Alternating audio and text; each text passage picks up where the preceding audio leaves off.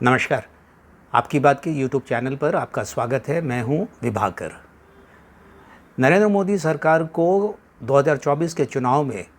आर्थिक मोर्चे पे घेरने की विपक्ष की और विशेष तौर पे कांग्रेस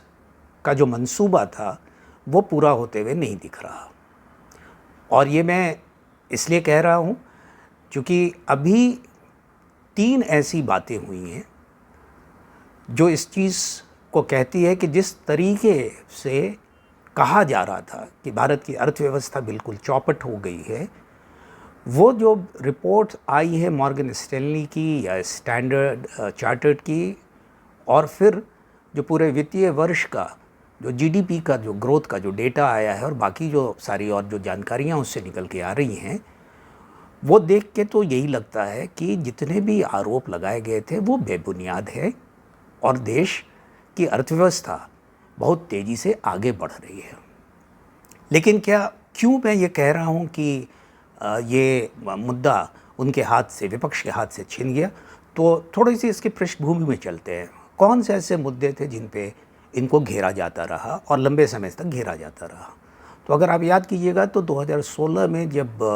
नोटबंदी की गई थी, 500 और 1000 के जो नोट बंद किए गए थे, और बाद में फिर जब जीएसटी आया था तो एक बहुत जोर से आवाज़ उठाई गई थी कि पूरे देश की अर्थव्यवस्था तो चौपट हो गई है। लेकिन 2019 में जब वो चुनाव हुआ तो वो मुद्दे को जनता ने तो रिजेक्ट कर दिया। सबसे पहले तो 2017 में जब विधानसभा, उत्तर प्रदेश विधानसभा का नोटबंदी के कुछ ही महीनों के बाद, नवंबर में 8 नवंबर 2016 को नोटबंदी हुई थी और मार्च के महीने में 2017 में उत्तर प्रदेश में चुनाव हुआ था और वहाँ पे बीजेपी को बहुत बड़ी जीत मिली थी।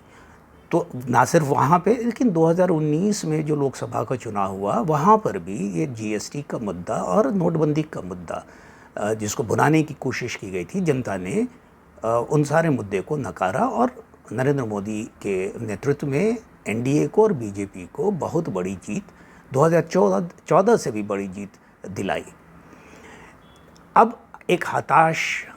निराश विपक्ष था कि कौन सा मुद्दा कैसे इनको किया जाए, तो उनके हाथ में एक ऐसी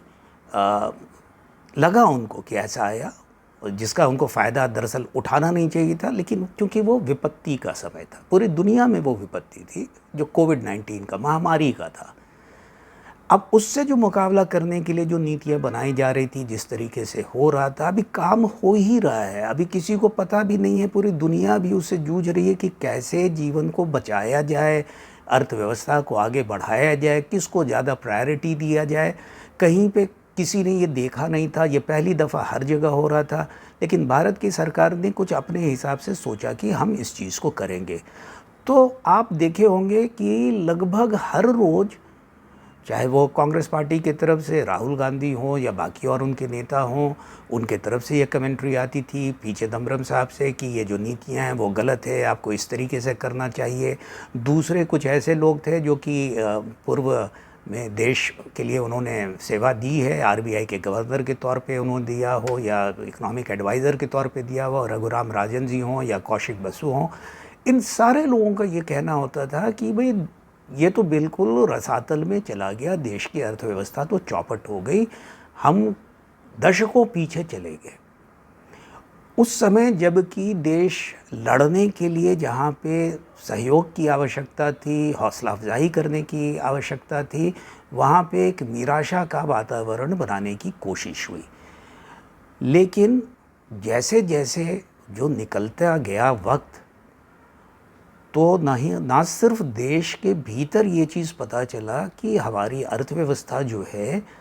वो उतनी खराब नहीं हुई जितना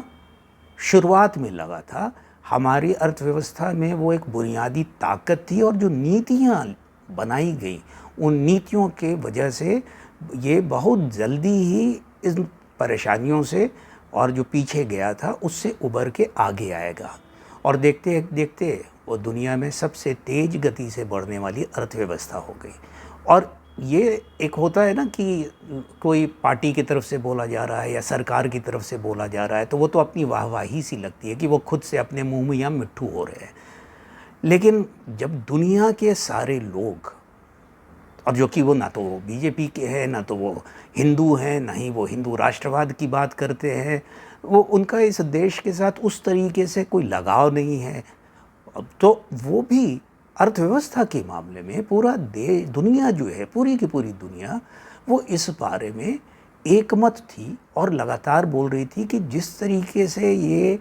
काम किया गया है, ये उससे ना सिर्फ भारत मजबूत हुआ है, लेकिन वो इस स्थिति में आया है कि वो दुनिया में जो कमज़ोर जहाँ पे अर्थव्यवस्था है, दुनिया की अर्थव्यवस्था को मदद करने के लिए ये एक बेहतर शक्ति के तौर पे, बड़ी शक्ति के तौर पे होगा। और आप जैसे सब किसी को पता है कि पिछले साल से 2 बार से ऐसा हुआ कि जो यूक्रेन की लड़ाई हुई और उसके हिसाब से जो पूरी दुनिया की जो अर्थव्यवस्था में जो मंदी आया, और जो सप्लाई चेन जिसको कहते हैं कि सामानों के आने जाने, एक्सपोर्ट इंपोर्ट करने के लिए जो ज़रूरत की चीज़ें जब आपको चाहिए होती है जहाँ से, वो सब प्रभावित हो गया था। आपके यहाँ फर्टिलाइज़र आता है, आपके यहाँ गैस, तेल, ये सारी चीज़ें जो विदेशों से आप आयात करते हैं, वो सब के सब प्रभावित हुए थे। उन सारी चुनौतियों को झेलते हुए ये आगे बढ़ा देश। और मॉर्गन स्टैनली की जो रिपोर्ट कहती है कि वंस इन अ जनरेशन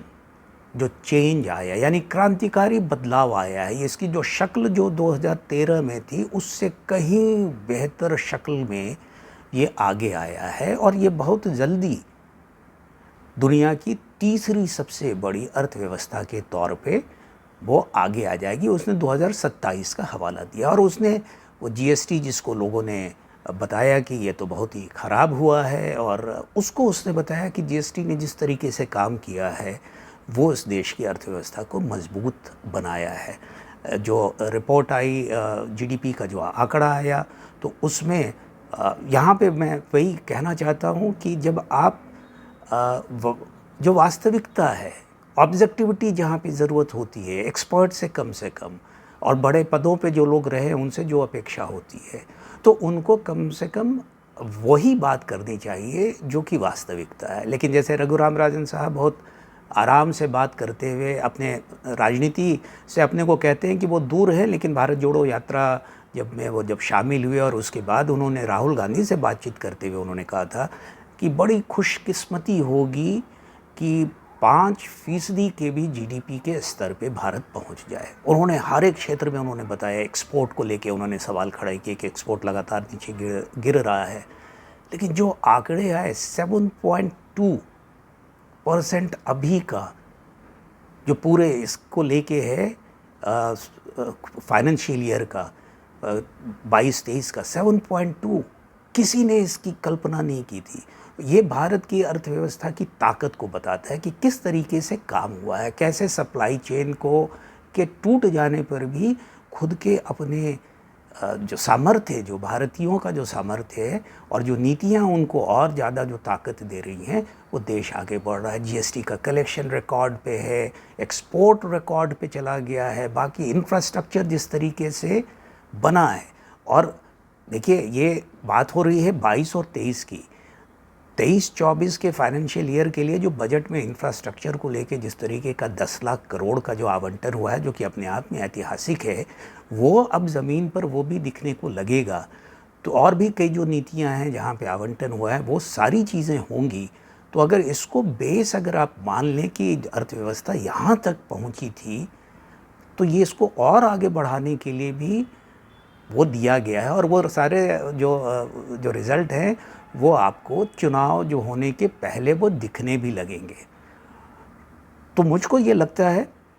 कि अर्थव्यवस्था पे घेरने में कि उनकी जो उन्होंने सोचा था कि अगर कोई कमी लगती तो निश्चित तौर से करता। मैं ये नहीं कह रहा हूँ कि अर्थव्यवस्था जो है सो पूरी तरीके से हर तरीके से ठीक है, सरकार भी वो नहीं कहती है कि और काम करने की ज़रूरत है, नौकरी पेशा की और देने की आवश्यकता है, विकास को और तेज़ी से करने की ज़रूरत है। गरीबी ख़त्म नहीं हुई है, लेकिन गरीबों की संख्या ज़रूर कम हुई है, लेकिन जो है उनको भी उससे बाहर निकालने की आवश्यकता है और वो और ज़्यादा तरीके से टारगेटेड होके काम करने की आवश्यकता है। तो ये लगता है